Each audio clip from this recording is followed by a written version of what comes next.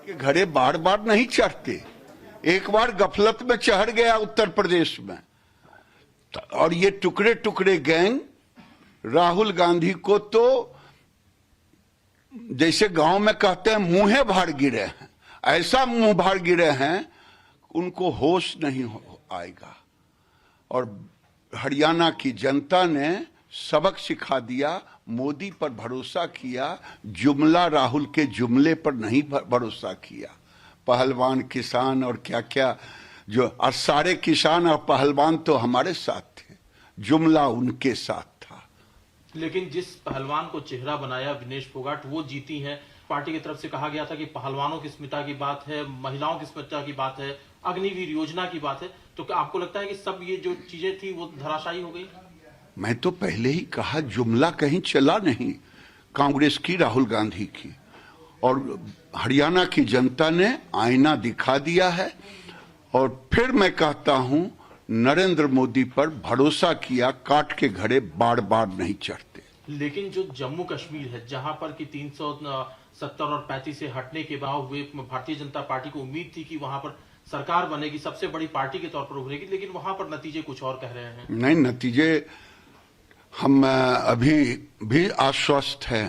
Congress party को हमने जम्मू कश्मीर में भी पटकनियां दी है, वहां भी राहुल गांधी मुंहे भाड़ गिरे हैं, कहीं दूर दूर तक बीजेपी के सामने खड़े नहीं हैं।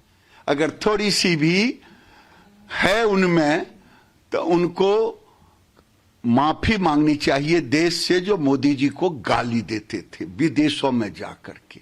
आज वहां की जनता ने, कश्मीर की जनता ने सिखा दिया। ये किसके साथ गए? ये गए फारूक अब्दुल्ला के साथ। जो फारूक अब्दुल्ला पाकिस्तान की बात करता था, जो फारूक अब्दुल्ला 370 फिर से लाने की बात करता, उसके साथ जाकर के भी बीजेपी के सामने दूर दूर तक नहीं दिखाई देते हैं।